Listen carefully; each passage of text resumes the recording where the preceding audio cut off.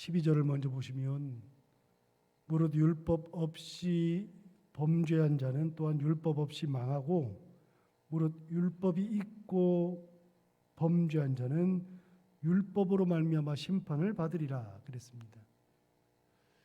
율법에 대해서 드디어 이야기하죠. 그래서 로마서는 율법과 복음에 관한 이야기를 쭉 기록하고 있습니다.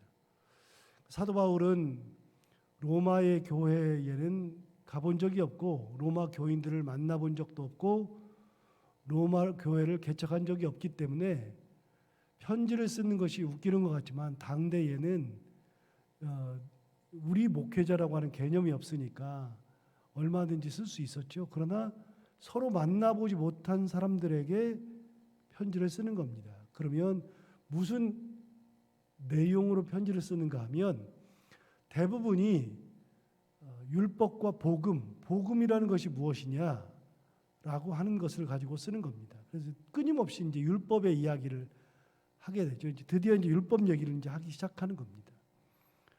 근데 율법의 이야기를 하면서 무슨 얘기를 하냐면 율법 없이 범죄한 자, 또 율법이 있는데 범죄한 자. 둘은 어떻게 되느냐 그 말입니다. 율법이 없이 범죄한 자는 범죄를 했기 때문에 율법이 없이 망하고요. 율법이 있는데도 범죄하면 율법 때문에 망하는 겁니다. 그러니까 핵심이 뭐냐면 율법이 있으나 없으나 상관이 없이 범죄하면 안 된다는 겁니다. 하나님 앞에 섰을 때는 범죄하면 안 되는 겁니다. 특별히 하나님께서 선민들에게 자기가 사랑하고 자녀를 만드는 그 선민들에게는 율법을 주셨는데 그 율법이 기준이 되는 겁니다. 그래서 율법 때문에 망하는 겁니다. 율법이 없는 사람은 양심이라는 것을 주셨습니다. 드디어 오늘 이제 양심이라는 이야기가 나오는데 양심이라는 것을 주셔서 그 양심이 율법이 되는 겁니다. 지난번에 얘기했죠. 하나님께서 우리에게 1장을 얘기할 때 나왔죠. 우리에게 의를 알 수 있는 의로움을 우리에게 창조하셨다. 우리가 알아요. 신앙이 없어도 율법이 없어도 알아요. 뭘 아느냐? 살인하면 안 된다는 것을 알아요. 굳이 교회를 다니고 신앙이 있어야만 살인하지 말아야 된다는 걸 아는 게 아니고 살인하면 죄가 된다는 것은 우리뿐만이 아니라 신앙이 없어도 알아요. 왜냐하면 하나님께서 인간의 본성 속에다가 창조하실 때 살인하면 안 된다는 의의를 집어넣어 주셨으니까. 사기를 치면 안 된다는 걸 알아요. 왜냐하면 하나님께서 창조하실 때 우리가 사기를 치면 안 된다고 의의를 우리에게 창조하셨기 때문에. 그래서 모든 사람들은 전부 다 하나님께서 창조하실 때 기본적으로 하나님의 의의를 같이 창조했어요. 그래서 심판할 때 그것을 가지고서 심판해요. 그런데 구체적으로 이스라엘 백성들에게는 율법을 주셨죠. 그 율법이 증거가 되고 판단 근거가 되어서 율법이 있는데 범죄하면 율법으로 망하고 율법이 없어도 율법 없이도 망할 수 있는 겁니다. 심판받는 겁니다. 자, 14절 볼까요? 율법 없는 이방인에 대한 얘기를 먼저 해요. 14절, 15절. 율법이 없는 이방인이 본성으로 율법의 일을 행할 때 여기 뭐라고 되어 있어요? 본성이 있다 그랬잖아요. 어떤 본성? 하나님이 우리를 창조하실 때 하나님의 의를 창조하셨다 그랬잖아요. 그러니까 율법이 없어도 우리는 본성으로 하나님의 의를 가지고 있어요. 그러니까 보세요. 다시 읽어보세요. 굉장히 중요한 말 하잖아요. 율법 없는 이방인이 본성으로 하나님이 창조하신 그 본성으로 율법의 일을 행할 때 알고 행한 게 아니에요. 내가 율법을 지켜야지 하고 지킨 게 아니에요. 살인하지 말아야지라고 하는 율법, 그 율법을 가지고서 율법 때문에 지킨 게 아니고 하나님이 창조할 때 의를 창조하셨기 때문에 그거 본성으로 율법을 행해요. 나도 모르게 율법을 막 행하고 있죠. 다시 읽어볼까요? 굉장히 중요한 말이에요. 한 글자 한 글자가 굉장히 중요해요. 율법 없는 이방인이 본성으로 율법을 행할 때에는 이 사람은 율법이 없어도 자기가 자기에게 율법이 돼요. 이해되세요? 꼭 율법이라고 하는 것을 법을 딱 갖다 대야만 하는 게 아니라 법이 없는데도 이 사람은 율법을 지키고 있네요. 그러니까 이 사람은 자기 행동이 자기가 자기에게 율법이 되는 겁니다. 하나님의 의가 안에 있기 때문에. 그러니까 의를 지키는 거잖아요. 누가 시키지 않았는데도 의를 알아요. 그래서 스스로 살인하지 않아요. 미워하지 않아요. 사랑해요. 하나님의 지정의가 내 안에 있으므로 사랑해야 된다는 걸 알아요. 누가 꼭 사랑해야 된다고 하지 않아도 우리는 태어나면서부터 사랑해야 된다는 것을 알아요. 하나님께서 의를 창조하셨죠. 그러면 신앙이 있으면 율법을 들으면 사랑해야 된다는 것을 율법의 조문으로 가르쳐 주니까 더 지키게 되겠죠. 율법이 없어도요, 본성으로 알아요. 그래서 율법 없는 사람이 본성으로 율법을 지키면 자기가 자기에게 율법이 되는 겁니다. 그 얘기하는 겁니다. 15절 볼까요?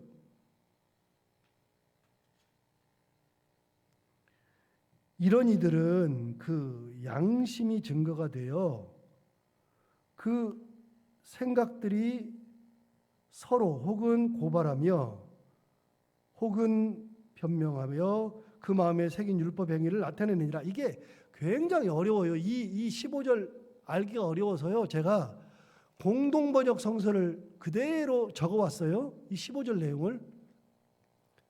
공동번역 성서에 이렇게 돼 있어요. 그들의 마음속에는, 그들은 이방인이잖아요. 율법 없는 사람들. 그들의 마음속에는 율법이 새겨져 있어요. 그들의 마음속에는 율법이 새겨져 있고 그것이 작용하고 있음을 알 수 있습니다. 그렇게 살아가니까. 내가 전하는 복음이 말하는 대로 하나님께서 예수 그리스도를 통해서 사람들의 비밀을 심판하시는 그 날에, 심판의 날에 그들의 양심이 증거가 되고 그들의 이성이 서로 고발도 하고 변호도 할 것입니다. 그러니까 율법 없는 사람들은 하나님 앞에 섰을 때 그들의 양심이 증거가 되고 그들의 이성도 증거가 된다. 하나님이 주신 의라고 하는 거, 창조하신 거. 그래서 15절을 보고서 이런 얘기를 하는 겁니다. 하나님 앞에 섰을 때 이 사람들도 변호해야 될 거 아니겠어요? 그런데 신약 성경에 예수 그리스도를 믿음으로 우리가 구원을 받으니까 이 사람들은 구원대 앞에 서지 못하는데 우리 가끔 그런 질문을 하잖아요. 어떤 질문을 해요? 아니 그러면 우리나라에 예수 그리스도가 전파된 것이 1884년이 기원이고 그 이전에는 예수를 몰랐는데 아예 듣지도 못했는데 그 사람들은 어떻게 된 겁니까? 그 사람들은 구원을 받습니까? 못 받습니까? 그런 질문 해요 안 해요? 우리 조상들은 구원을 받습니까? 못 받습니까? 그런 질문 해요 안 해요? 그러면 대충 넘어가요. 모른다고 뭐 넘어가기도 하고 구원 못 받는다고 하기도 해요. 그런데 오늘 본문에서 뭐라 그러냐면 이렇게 얘기했어요. 여기 공동번역 성서에 그들의 마음속에는 율법이 새겨져 있고 그것이 작용하고 있음을 알 수 있습니다. 내가 전하는 복음이 말하는 대로 하나님께서 예수 그리스도를 통해 사람들의 비밀을 심판하시는 그날에 그들의 양심이 증거가 되고 그들의 이성이 서로 고발도 하고 변호도 할 것입니다. 사도 바울이 이 사람들에 대해서 뭐라 그러냐면 이 사람들은 하나님의 심판 앞에 섰을 때 그들의 양심과 이성이 증거도 하고 변호도 할 거다. 그래서 뭐라 그러냐면 이 본문을 근거로 해서 하나님 앞에 구원받을 수도 있다. 왜냐하면 들어본 적이 없기 때문에 예수 그리스도를 들어본 적도 없었기 때문에 그런 사람들에게는 양심의 법, 하나님이 창조하신 율법이 그 안에 새겨져 있어서 그 양심의 법, 이성의 법으로 구원을 받을 수도 있다라고 얘기하는 겁니다. 구원을 받을 수 있다가 아니라 구원을 받을 수도 있다. 모른다 그 말입니다. 모른다. 그건 하나님의 영역이다. 그러나 그럴 가능성도 배제할 수 없다. 그거는 몰라요. 하나님의 영역이니까 몰라요. 굳이 뭐라고 말할 것도 없어요. 하나님의 영역이에요. 근데 중요한 게 있어요. 율법이 없는 사람들은 율법 없는 대로 심판이 있어요. 그 어떤 심판? 양심의 심판. 하나님이 그들 안에 새겨놓은 율법, 의라고 하는 그 율법은 부인하지 못하는 그 율법이 그들 안에 새겨져 있어서 그 율법에 의해서 심판받아요. 그럼 믿는 자들은요? 믿는 자들은 어떻게 하느냐? 믿는 자들은 율법으로 인한 심판을 받는 거죠. 여러분 12절을 다시 볼까요? 12절을 보세요.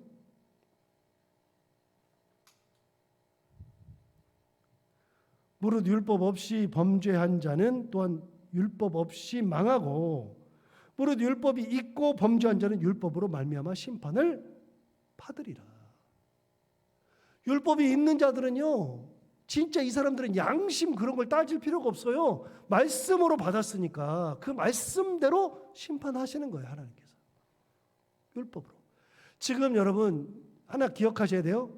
아직 예수 그리스도가 안 나왔어요. 사도 바울은 그 후에 예수 그리스도를 얘기할 거예요. 제가 처음에 서도 얘기할 때 로마서는요, 율법과 뭐라 그랬어요?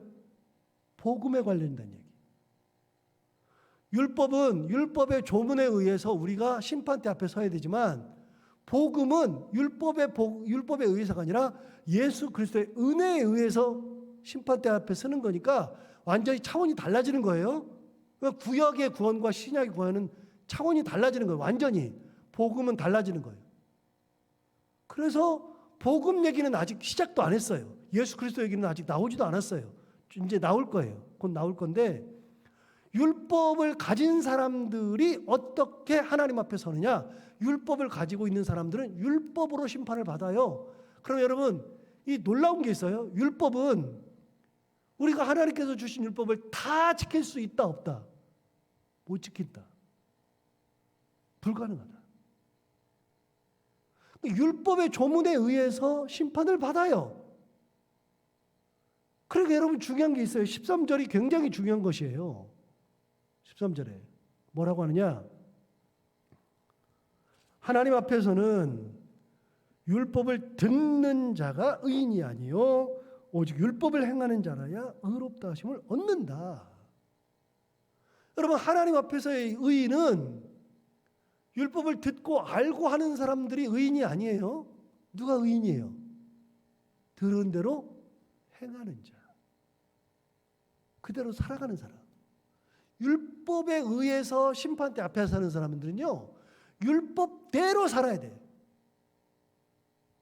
율법이 없이 심판대 앞에 서는 사람들은 율법이 없었으니까 말은 못하지만 하나님이 창조하신 본성대로 창조하신 의의 심판을 받아요. 양심적 심판을. 그건 몰라요. 그 사람이 구원받는지 안 받는지 모르지만 아무튼 사도 바울은 이렇게 얘기를 했어요. 그런데 그거는 이제 논외고 율법에 의해서 심판받는 사람들은요, 하나님 앞에 심판대 앞에 섰을 때 율법으로 심판받는데 율법을 네가 아느냐 모르느냐로 심판대 앞에서 말씀하시는 게 아니라 율법대로 살았니 안 살았니?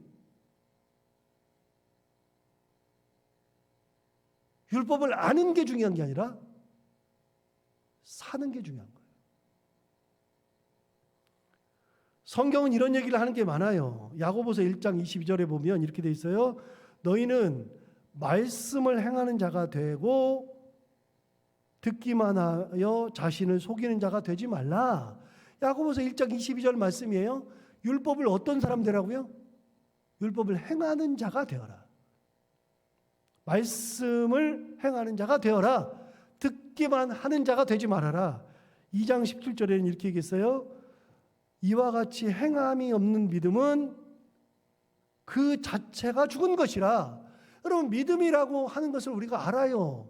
어떻게 살아야 되는지를 알아요. 그런데 아는데 행하지 않으면 그 자체가 뭐라고요? 죽은 거라고. 야고보서에서 계속 얘기하는 거예요. 야고보서 2장 20절에서는 이렇게 얘기했어요. 아하 허탄한 사람아, 행함이 없는 믿음이 헛것인 줄을 알고자 하느냐.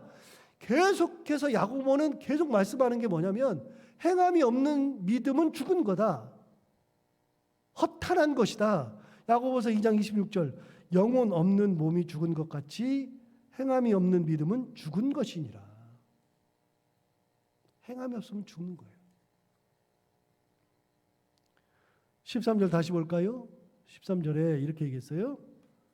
하나님 앞에서는 율법을 듣는 자가 의인이 아니요 오직 율법을 행하는 자라야 의롭다 하심을 얻으리니. 그랬습니다. 듣는 자는요 의미가 없어요. 여러분 듣기만 하는데 실행을 안 하면 아무런 의미가 없죠. 예를 들어서 의사가 처방을 해줬어요. 이 약을 드세요. 그런데 이 약을 안 먹으면 의미 없어요. 의사를 만나봐야 의미가 없어요. 의사한테 갔다 와서 말 안 듣는 분들 가끔 있잖아요. 약 먹으라면 안 먹는 분들. 죽기를 각오하는 거죠.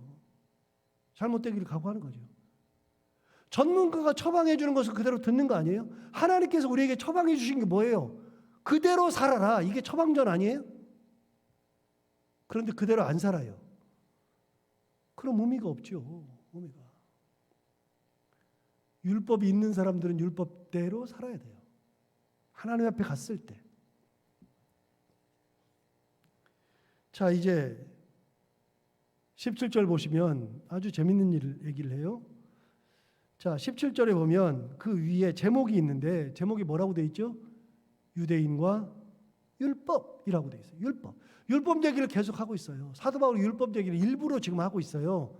무슨 얘기를 하려고? 복음 얘기를 하려고. 복음. 복음은 예수 그리스도인데 예수 그리스도 얘기를 하려고. 또 율법으로 너희가 구원을 못 받는다는 얘기를 하려고요. 율법으로 구원을 못 받는다는 것을 얘기를 하려고. 복음 얘기를 하려고. 그래서 유대인들이 결국은 하나님의 심판대 앞에 섰을 때 율법으로 망한대요. 그대로 안 살았으니까. 하나라도 안 지키면 안 되니까. 자, 그럼 유대인들이 어떻게 살았나 볼까요? 유대인과 율법 볼까요? 17절. 유대인이라 불리는 내가 율법을 의지하며 하나님을 자랑하며 율법의 교훈을 받아 하나님의 뜻을 알고 지극히 선한 것을 분간하며 맹인의 길을 인도하는 자요 어둠에 있는 자의 빛이요 율법에 있는 지식과 진리의 모습을 가진 자로서 어리석은 자의 교사요 어린아이의 선생이라고 스스로 믿는데요. 유대인들이 이렇게 믿고 살아요. 자, 유대인들이 믿고 사는 거 다시 한번 읽어볼게요. 유대인들이 어떻게 믿고 사느냐? 17절부터 다시 봐요. 유대인이나 불리는 내가, 유대인들이 이렇게 살아요. 율법을 의지하고 살죠. 하나님 자랑하죠. 18절, 율법의 교훈을 받아서 하나님의 뜻을 알고 있죠. 지극히 선한 것을 분간할 줄도 알죠. 맹인의 길을 인도한다고 자기들이 생각하고 살죠. 어둠에 있는 자의 빛이 된다고 생각하고 살죠. 율법에 있는 지식과 진리의 모분을 가진 자로서 어리석은 자의 교사라고 믿고 살아요. 어린아이 선생이라고 믿고 살아요. 그렇게 믿고 사는데 중요한 게 있어요. 21절부터 23절. 사도 바울이 보니까 그게 아닌 거예요. 그러면 다른 사람을 가르치는 네가 내 자신은 가르치지 아니하느냐. 가르치면서 자기는 안 지켜. 도둑질하지 말라 선포하는 내가 도둑질하느냐. 말만 해. 그대로 살지는 않아요. 22절. 간음하지 말라 말하는 내가 간음하느냐. 우상을 가증 여기는 내가 신전 물건을 도둑질하느냐. 율법을 자랑하는 내가 율법을 범함으로 하나님을 욕되게 하느냐. 여러분, 율법을 가진 사람들이 나도 모르는 사이에 뭐 하고 있냐면 가르치기만 해. 가르치고는 있는데 자기 자신은 안 가르치는 그 모습이 자기한테 있어요. 여러분, 우리가 다 똑같아요. 비슷해요. 그렇게 하지 말라 그러면서 나도 그렇게 하는 게 많고요. 저 사람 비난하면서 나도 그렇게 살아가는 경우가 너무나도 많아요. 그래서 남을 욕할 수가 없어요. 사실은 우리는 누구나 다. 나부터가 안 되고요. 내 가정부터가 안 되고요. 성경에 있는 대로 우리가 어떻게 다 살아요? 저도 안 되는데. 안 돼요. 근데 이 사람들이 그러고 살아요. 가르치고 있는데 자기 자신은 안 가르치고 도둑질하지 말라 그래놓고서 자기는 도둑질해. 나도 모르게 도둑질하고 있고. 간음하지 말라고 하면서도 자기가 간음하고 있고, 우상을 가증히 여기면서도 신전 물건을 도둑질하고 있고 띄어먹고, 율법을 자랑하면서 그 율법으로 인하여서 하나님을 욕되게 만드는 이스라엘 백성들. 알고는 있는데 그 아는 것처럼 살아가지 않아요. 아까도 얘기했잖아요. 13절에 다시 한번 읽어볼까요? 13절 중요한 말을 했어요. 하나님 앞에서는 율법을 듣는 자가 의인이 아니요 오직 율법을 행하는 자라야 의롭다 하심을 얻는다. 듣는 자가 의인이 아니에요. 행하는 자가 의인이에요. 행하는 자가. 말씀대로 살아가는 사람. 말씀대로.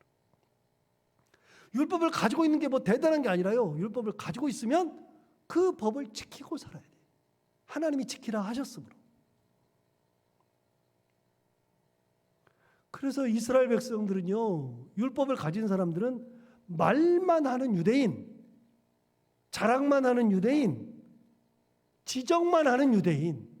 사도 바울이 보니까 말은 잘해. 가르치기는 엄청 잘 가르쳐. 자기만 의인인 척 자랑해. 사람들 지적은 엄청 잘해요. 그런데 지적해놓고서 자기는 그렇게 못 살아. 안 살아요. 네가 그렇게 살아? 야, 하나님 앞에서는 율법을 듣는 자가 의인이 아니요 행하는 자라야 의인인데 너희들은 말은 잘해. 알긴 뚫어지게 잘 알아. 그대로 살질 않아요. 25절 볼까요? 24절 볼까요? 기록된 바와 같이 하나님의 이름이 너희 때문에 이방인 중에서 모독을 받는도다. 그래서 이스라엘 백성들이 하나님을 모독시키는 거예요. 모독하는 거예요. 다른 사람들은요, 하나님을 아예 모르기 때문에 모독을 안 해요. 여러분 보세요. 하나님이 욕먹을 때, 이럴 때 욕먹어요. 예수를 전혀 모르는 사람이 사기쳤어. 하나님 욕해요, 안 해요? 안 해요. 그런데 내가 예수를 잘 믿는 사람, 목사야. 목사가 다른 사람 사기쳐가지고 막 했어요. 그럼 사람들이 대뜸 뭐라 그래?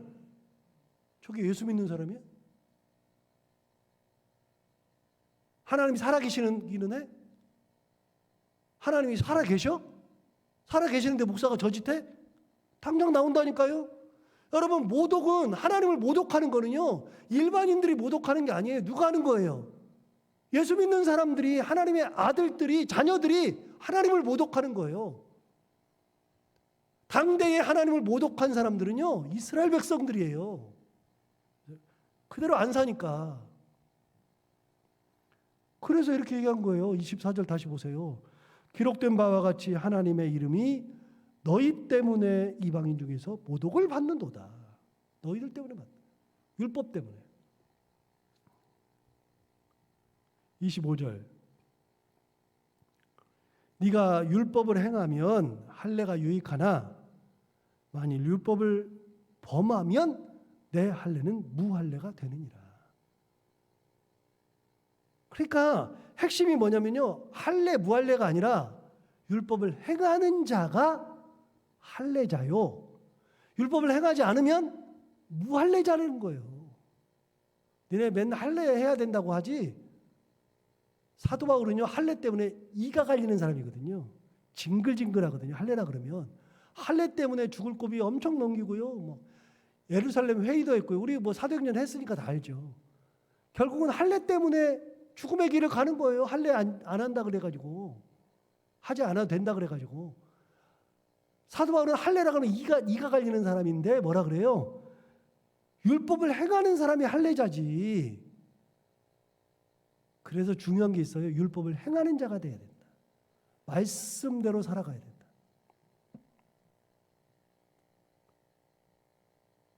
(26절) 봐요. 거꾸로 얘기했어요. 그런즉 무할례자가 율법을 지키면 그 무할례자를 할례와 같이 여길 것이 아니냐. 무할례자에도 율법을 지키면 할례자가 된다. 할례라는 게 뭐 다른 거냐? 말씀대로 살아가는 것이 신약 시대에, 구약 시대는 진짜 할례의 표가 있는데 신약 시대에는 할례의 표가 뭐냐? 말씀대로 살아가는 것이 할례의 표다. 말씀대로. 계속 무슨 얘기예요? 말씀대로 살아야 된다. 말씀대로. 율법을 가지고 있는 게 중요한 게 아니라 율법대로 살아가야 된다. 하나님을 아는 게 중요한 게 아니라 하나님의 말씀대로 살아가야 된다. 28절 볼까요? 무릇 표면적 유대인이 유대인이 아니요 표면적 육신의 할례가 아니니라. 그러니까 너희가 유대인이라고 말하는 것이 그게 유대인도 아니고 할례 받았다 그래서 유대인도 아니다. 다 유대인이라고 하는 기준은 할례에 있는 것이 아니라 유대인이라고 하는 것이 아니라 유대인의 기준은 그게 아니라 말씀대로 사는 거다. 또 얘기하잖아요. 29절 오직 이면적 유대인이 유대인이며 할례는 마음에 할지니. 드디어 나왔어요. 할례를 어디에 하라고요? 마음에 하라고요. 굉장히 중요한 말이 지금 나왔어요. 자, 신약과 구약의 할례의 이제 진짜 이 신약과 구약의 할례라고 하는 것을 이야기할 때 사도 바울은 말씀대로 사는 것을 할례라고 그랬어요. 그런데 그거 말고 할례를 해야 되는 장소가 나왔어요. 어디다 하느냐? 구약 시대에는 어디다 있어요? 표피에다 있잖아요. 남자의 표피에다가. 그런데 신약 시대에 할례는 어디라 하라고요? 마음에 하라고요. 굉장히 중요한 말이에요, 이게. 신학적으로 굉장히 중요한 말이에요. 할례의 장소가 바뀌었어요. 할례는 마음에 한다. 그게 하나님의 뜻이다. 여러분 보세요.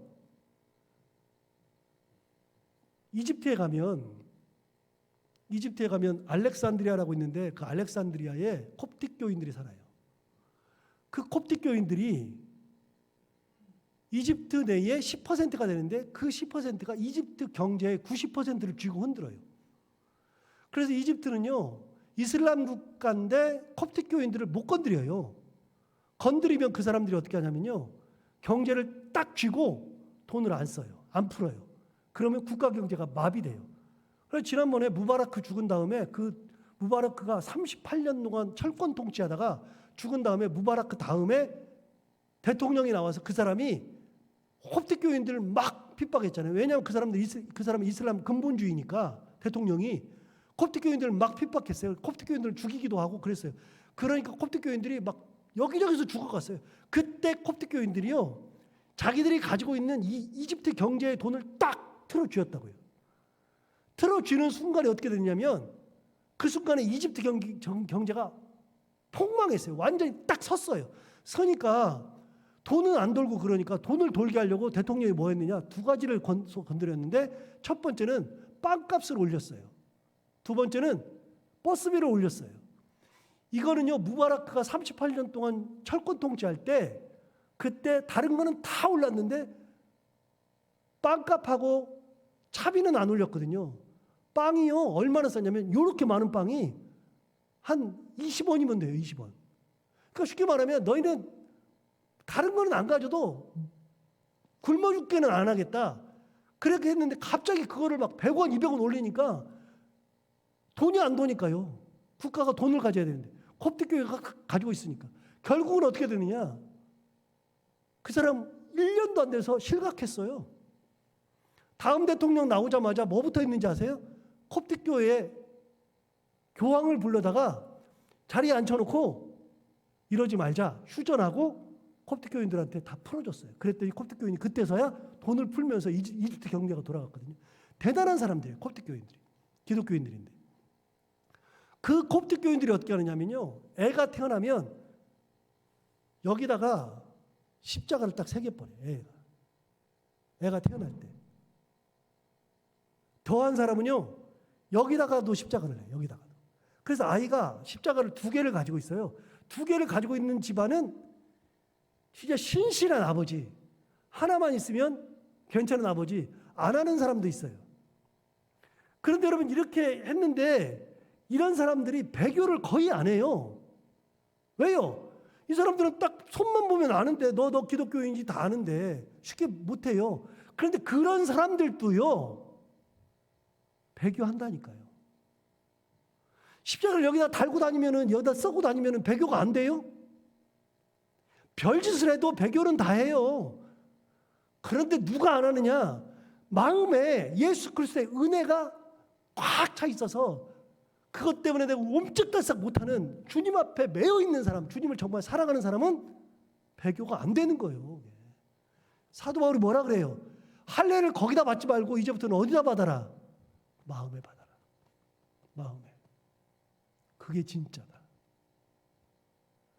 율법을 가지고 있는 중요한 게 아니야. 율법은 행하는 거야. 행하려면 마음에 받아. 마음에 할례의 표를 받으면 돼. 이게 사도 바울의 말이죠.